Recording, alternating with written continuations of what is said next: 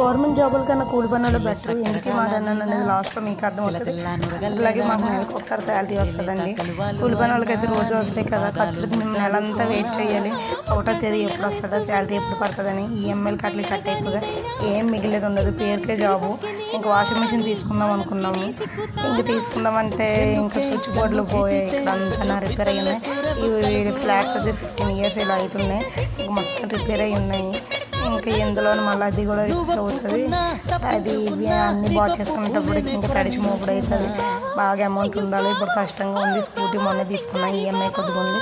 ఇంకా అంత కష్టంగా ఉందని ఇంకా అడ్జస్ట్ అయిపోతున్నాను.